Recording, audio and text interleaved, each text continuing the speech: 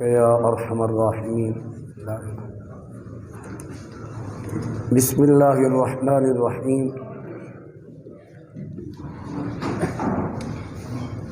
والذین یکنزون الذهب والفضة ولا ينفقونها في سبيل الله قال اللہ تبارک وتعالی فی مقام آخر وَأَقِيمُوا الصَّلَاةَ وَآتُوا الزَّكَاةَ۔ صدق اللہ العظیم۔ سامعین ذی احتشام برادران اسلام، آج کے درس کا موضوع و عنوان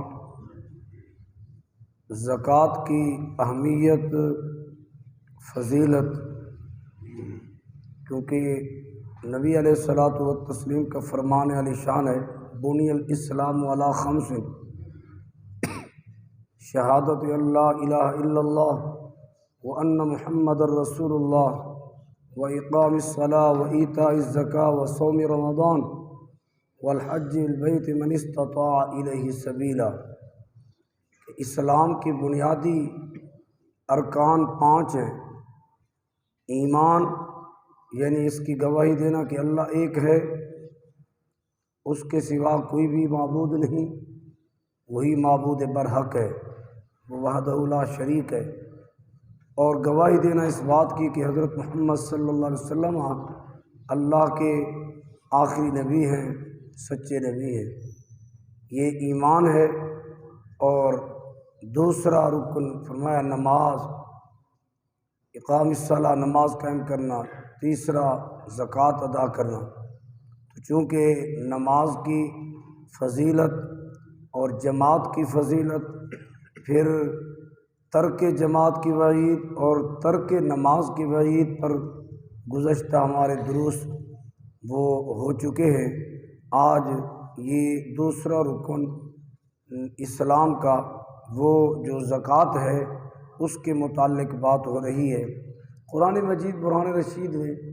زکوٰۃ کی فضیلت پر مشتمل اور اس کی اہمیت کو اجاگر کرتے ہوئے متعدد مقامات پر کہیں فرمایا وَلَا يَحْسَبَنَّ الَّذِينَ يَبْخَلُونَ بِمَا آتَاهُمُ اللَّهُ مِنْ فَضْلِهِ هُوَ خَيْرًا لَهُمْ۔ ہرگز گمان نہ کریں وہ لوگ جو بخل کرتے ہیں اس مال سے جو اللہ نے انہیں عطا کیا ہے، حالانکہ وہ ان کے لیے خرچ کرنا اس مال سے جو اللہ نے انہیں دیا ہوا ہے، اللہ تعالیٰ کے فضل سے ملا ہے، ان کے لیے یہ بہتر ہے۔ اور بل و شر لہم، جو وہ کنجوسی کرتے ہیں یہ ان کے لیے نقصان دہ ہے۔ اس مال کی کنجوسی کرنا جو اللہ نے انہیں دی ہے، سَيُطَوَّقُونَ مَا بَخِلُوا بِهِ يَوْمَ الْقِيَامَةِ، جس مال کے وہ کنجوسی کر کے جمع کرتے رہے، کل قیامت کے دن وہ انہیں توق بنا کر ان کے گلے میں ڈال دیا جائے گا۔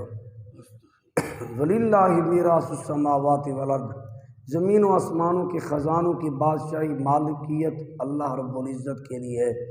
وہ جس کو چاہے جتنا عطا فرمائے۔ اور ایک مقام پر سورہ برات میں، سورہ توبہ میں 10ویں پارے میں فرمایا گا وہ لوگ جو سونا چاندی خرچ کرتے ہیں، وَلَا يُنْفِقُونَ فِي سَبِيلِ اللَّهِ، وہ اللہ کی راہ میں اسے خرچ نہیں کرتے، تو پھر وہ اس بات کے دردناک عذاب کی بشارت کے مستحق ہے۔ فَبَشِّرْهُمْ بِعَذَابٍ عَلِيمٍ، انہیں اے حبیب علیہ السلام دردناک عذاب کی بتلا دیجیے۔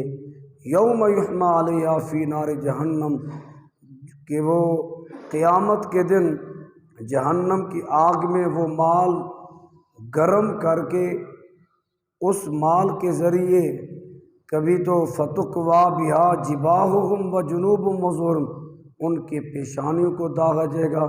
ان کی پیٹھوں کو داغا جائے گا، ان کی جو ہے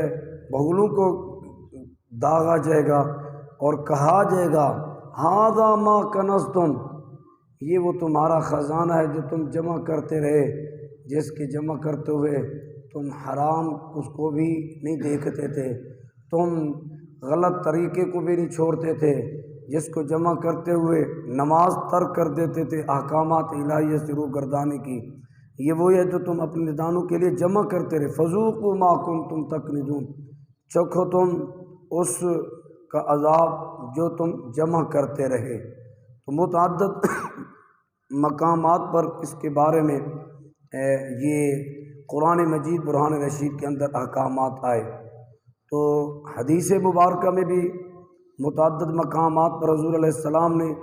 زکوٰۃ کی ادائیگی کے لیے ترغیب و ترہیب فرمائی۔ ایک حدیث پاک یوں ہے، نبی علیہ السلام نے فرمایا من منع نفسہ عن خمس منع اللہ عنہ خمسا، جو بندہ اپنے آپ کو 5 کاموں سے روک دیتا ہے اللہ رب العزت اس سے 5 نعمتیں روک دیتا ہے۔ نمبر 1 فرمایا من منع الزکاۃ من مالہ منع اللہ حفظ مالہ من الآفات، جو بندہ اپنے مال سے زکوٰۃ نہیں ادا کرتا تو اللہ رب العزت اس کے مال کی حفاظت آفات و بلیات سے روک دیتا ہے، پھر اس کا مال کبھی آفتوں کی زد میں آ کر تباہ ہو جاتا ہے، کبھی مصیبتوں میں لگ جاتا ہے، یعنی پھر اس کا وہ مال محفوظ نہیں رہ سکتا۔ آفات و بلیات کا نظارہ آپ لوگ کر رہے ہیں، کبھی زلزلے، کبھی طوفانی بارشیں، کبھی بے موسمی بارشیں، کبھی جناب سیلاب، تو ہر چیز بہا کر لے جاتے ہیں۔ پھر فرمایا وثانی من منع العشر مما یخرج من الارض منع اللہ البرکۃ من کل کسب، جو بندہ زمین کی پیداوار سے عشر ادا نہیں کرتا۔ زکوٰۃ نقدی کی ہوتی ہے، سونا چاندی کی ہوتی ہے، مال تجارت کی ہوتی ہے۔ مال تجارت میں جنرل سٹور بھی ہے، میڈیکل سٹور کے جو ہیں، یا دیگر اسی طرح اگر کسی نے جانوروں کا تجارت کا سلسلہ جاری کیا ہوا ہے کہ وہ جانور پال کر پھر بیچ دیتا ہے، وہ بھی مال تجارت ہی کہلائیں گے، سوائے اپنی ضرورت کی گائے بھینس جس کا دودھ خود استعمال کرتا ہے، وہ چونکہ تجارت کے طور پر نہیں ہے، وہ اپنے گھریلو ضرورت کے لیے جو جانور ہیں ان پر زکوٰۃ نہیں۔ جو کاروبار کے طور پر باقاعدہ فارم بناتے ہیں اور پھر سال کے بعد یا جب وہ تیار کر لیتے ہیں پھر بیچ دیتے ہیں، ان کے وہ مال تجارت ہی شامل ہے، وہ جتنے لاکھوں کا مال ہے ان تمام پر زکوٰۃ ہوتی ہے۔ اور زمین جو پیداوار دیتی ہے اس کے جو اللہ کے نام پہ دیا جاتا ہے اسے عشر کہا جاتا ہے۔ اور اس کا بنیادی مسئلہ اگر وہ برساتی پانی سے سیراب ہو یا نہری پانی لگے سال بھر 6 مہینے کھیت کو جو اس کا دورانیہ ہے، تو پھر اس پر 10واں حصہ عشر ہوگا، گویا کہ 100 من میں سے 10 من اللہ کے نام پہ دینے ہوں گے، اور یہ اسی کا دیا ہوا مال ہے، اسی کی راہ میں خرچ ہوگا۔ کوئی احسان نہیں، بلکہ وہ چاہتا تو سارا نہ دیتا، پھر انسان کیا کرتا، اس نے اتنا کرم کیا ہے اب اس کے نام پہ دینا برکت کا باعث ہوتا ہے۔ اور اگر وہ جیسا کہ آج کل اکثر نہری پانی یا تو جب کھیت تیار ہو رہے تو آتے ہی نہیں ہیں، پھر وہ ٹیوب ویل خرید کر ڈیزل جلا کے مشینیں لگا کے وہ پھر پانی سیراب کر کھیت کو سیراب کرتے ہیں۔ برساتی بارشیں موسم کی آتی نہیں، بے موسمی آتی ہیں، ایسی صورت میں پھر عشر جو ہے وہ 20واں من لازم ہوگا، 20واں حصہ، یعنی 10 من 100 من میں سے 5 من جو ہے وہ عشر ہوگا۔ تو حضور علیہ السلام نے فرمایا جو بندہ زمین کی پیداوار سے عشر روک دیتا ہے، نہیں ادا کرتا، اللہ رب العزت اس کے ہر کمائی سے برکت روک دیتا ہے۔ پھر وہ کماتا تو رہتا ہے، دن رات چاروں ہاتھوں سے کما رہا ہے، رات شام فجر، لیکن برکت اس کے مال میں کمائی میں نہیں ہوتی۔ تیسرے نمبر پر فرمایا من منع صدقۃ منع اللہ تعالی عنہ العافیہ، جو بندہ اللہ کے راہ میں دینے سے، صدقہ دینے سے اپنے آپ کو روکے، اللہ رب العزت عافیت اس سے روک دیتا ہے۔ چوتھے نمبر پر فرمایا من منع الدعاء لنفسی منع اللہ تعالی عنہ الاجابۃ، جو اللہ سے دعا مانگنا روک دے تو اللہ تبارک و تعالیٰ اس کی دعا کی قبولیت کو روک دیتا ہے۔ یعنی جس طرح غیر مقلد کہتے ہیں نماز ہی دعا ہے، بعد میں دعا کیا مانگنی ہے، تو وہ سمجھتا ہے شاید دعا مانگ کر ہم کوئی احسان کرتے ہیں اس میں ہماری توہین ہوگی، یوں ہاتھ اٹھائیں تو اس میں بے ادبی ہو گیا، بلکہ مسلمانوں میں یہ رہ کہ ہاتھ اٹھا کر دعا مانگنا کہاں لکھا ہوا ہے؟ بھی پھر ہر بات لکھی ہوئی دیکھنی ہے تو پھر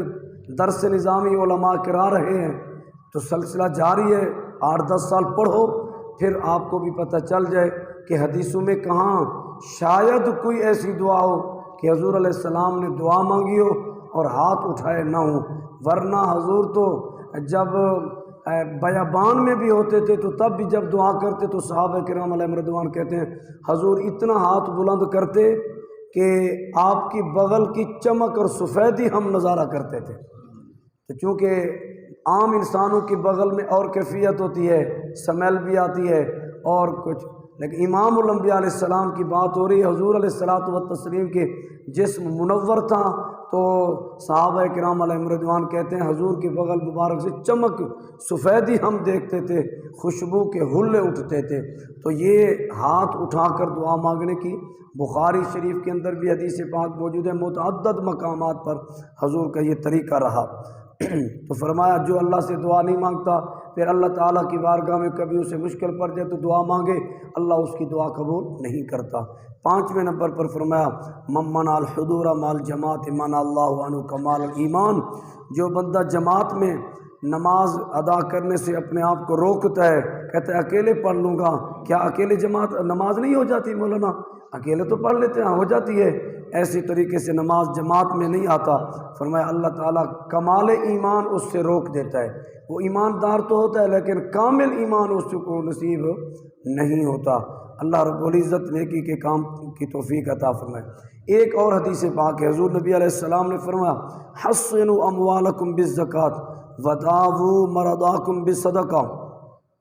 فرمایا اپنے مال کو محفوظ بنا لو زکوٰۃ ادا کر کے۔ بندہ مال کی زکوٰۃ دیتا ہے، مال اس کا محفوظ ہو جاتا ہے، یعنی اس نے گویا کہ گارڈ کھڑا کر دیا ہے، گارڈ کو تنخواہ دیتا ہے مال کی حفاظت کے لیے، اگر وہ زکوٰۃ ادا کرتا ہے تو اللہ رب العزت نے سسٹم ہی ایسا بنایا اس کا مال خود محفوظ۔ اور فرمایا اپنی بیماریوں کا علاج کرو صدقہ دے کر، اس کا یہ مطلب نہیں دوائی نہیں لینی، وہ علاج سنت ہے، لیکن حضور نے یہ بھی ذکر فرمایا ہے کہ بیماریوں کا علاج کرو صدقہ دے کر، کیونکہ صدقہ مصیبتوں کو ٹالتا ہے، بلاؤں کو ٹالتا ہے۔ تو نبی علیہ السلام نے یہ جب ارشاد فرمایا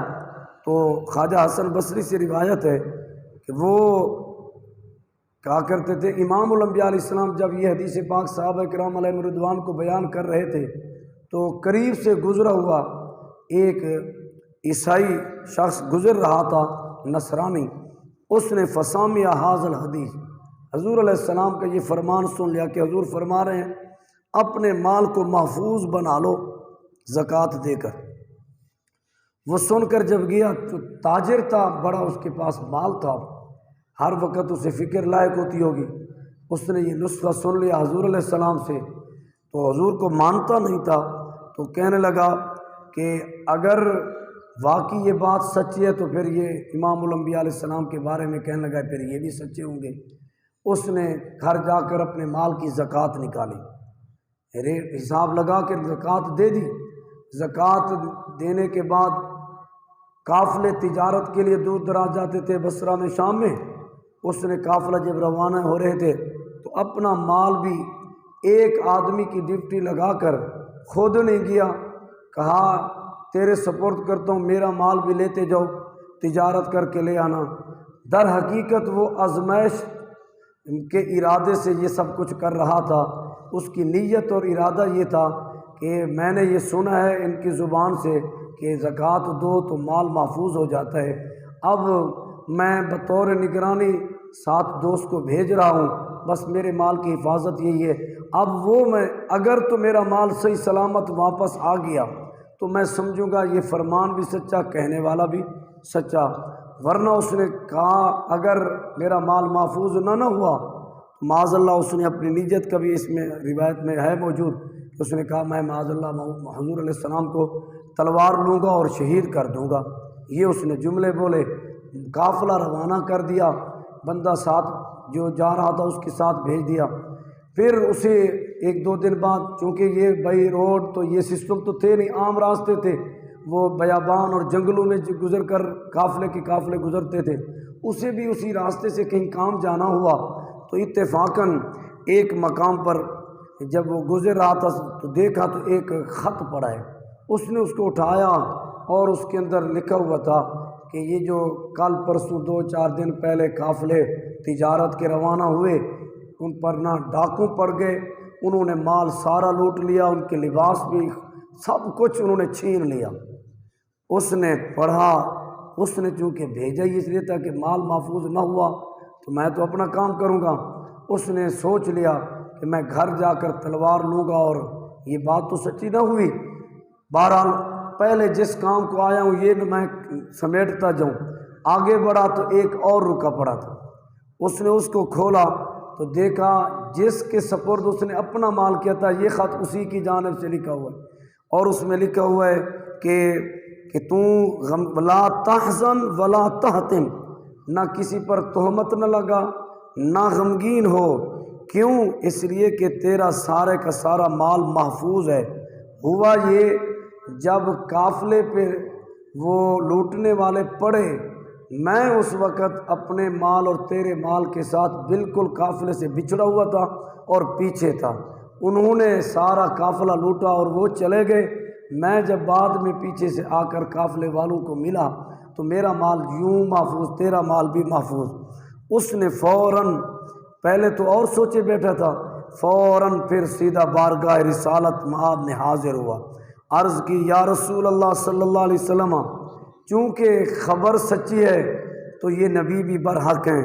اعرض علی الاسلام، مجھے اسلام کی دعوت دیجیے، میں اسلام قبول کرنا چاہتا ہوں۔ پھر حتیٰ کہ حضور کی بارگاہ میں اسلام قبول کر کے مسلمان ہو گیا۔ تو یہ اس حدیث پاک پر اس نے، اب عیسائی کی زکوٰۃ کیسے ادا ہوتی ہے یہ سوال باقی ہے کہ نیکی اور عبادات ادا کرنے کے لیے صاحب ایمان ہونا ضروری ہے، مولانا کئی مرتبہ خود بیان کرتے ہیں یہ کیسے؟ تو برادران اسلام، پہلی بات تو یہ ہے کہ زکوٰۃ کی ادائیگی ہو یا دیگر، کفار جو ہیں جو اچھے عمل کرتے ہیں ان کو ان اچھے اعمال کا صلہ دنیا میں مل جاتا ہے، آخرت میں ان کا کوئی حصہ نہیں۔ تو لہٰذا اگر آخر دنیاوی منفعت انہیں مل گئے تو اب یہ دنیاوی منفعتی ان کا مال دنیا میں محفوظ ہوا، اس سے ان کی آخرت کا فائدہ نہ ہوا۔ عمل اس نے وہ کیا، چونکہ کافر جو ہے اس کو جو بھی وہ فلاحی کام کرتا ہے دنیا میں اس کا فائدہ ہوتا ہے، آخرت میں اس کا کوئی حصہ نہیں۔ آخرت میں فائدہ پانے کے لیے امام الانبیاء علیہ السلام کی غلامی شرط ہے، ایمان شرط ہے۔ اب اس نے یہ عمل کیا تو اس کا یہ عمل تو کہلائے گا لیکن اس کو یوں عبادت نہیں۔ پھر دوسرے نمبر پر امام الانبیاء علیہ الصلاۃ والتسلیم کی برکت سے، چونکہ اس نے یہ بطور آزمائش عمل کیا تو اس لیے یہ بھی اسے نفع مل گیا اور اس کا مال محفوظ ہو گیا۔ تو یہ اس کے اشکالات کے جواب ہیں، اور دیگر حدیثوں میں متعدد مقامات پر جو ہے روایات آئی ہیں۔ تو میں آج اپنے درس کا اسی بات پر اختتام کر رہا ہوں کہ مال کی زکوٰۃ جو ہے یہ ادا کرنے میں اتنی برکت ہے انسان سوچ ہی نہیں سکتا۔ یہ در حقیقت اللہ رب العزت نے بندے کی بھلائی کے، کیونکہ پہلی آیاتوں میں سورہ بقرہ کی اللہ رب العزت فرماتا ہے ایمان وہدی للمتقین الذین یؤمنون بالغیب ویقیمون الصلاۃ ومما رزقناہم ینفقون، اور وہ متقین وہ لوگ ہیں جو غیب پر ایمان لاتے ہیں، یعنی اللہ کو دیکھا نہیں مان لے۔ امام الانبیاء علیہ السلام کو بعد میں آنے والوں نے دیکھا نہیں لیکن مان رہے ہیں، غیب پر ایمان رکھتے ہیں، قیامت کے دن کو دیکھا نہیں، حضور نے فرمایا مان رہے ہیں، غیب پر ایمان رکھتے ہیں۔ اور ان کی دوسری صفت قرآن نے ذکر کی وَيُقِيمُونَ الصَّلَاةَ، نماز قائم کرتے ہیں،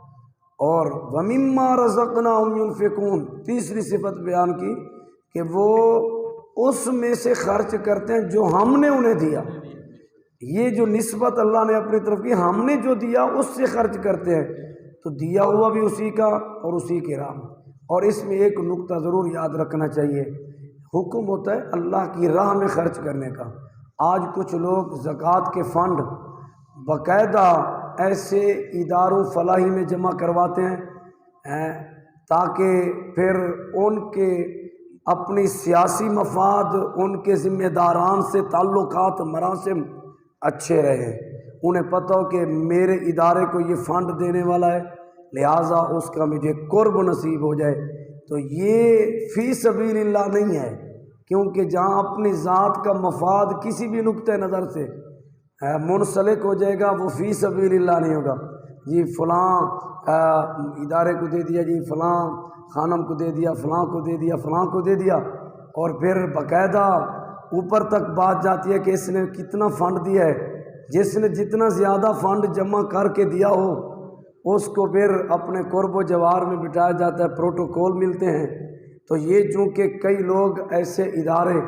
بنا چکے ہیں، فلاحیوں کا انہوں نے نام دیا ہوا ہے کہ فلاں ہسپتال انہوں نے بنائی ہوئی ہے، فلاں یہ بنائی ہوئی ہے، اور اس میں دینے والوں کو اور بھی تو ادارے ہیں، دین کے ادارے ہیں، ان کو کوئی نہیں دیتا، کیونکہ وہاں اگر دے بھی دیں تو جناب ادھر مفاد تو ملنا ہی نہیں ہے۔ کیا مفاد ملے گا؟ نہ جناب اپروج ہوگی، نہ کوئی وزارت میں اٹھنا بیٹھنا نصیب، کچھ بھی نہیں وہاں تو ایسی صورت میں لوگ دھڑا دھڑ ان اداروں کی طرف جاتے ہیں جو برائے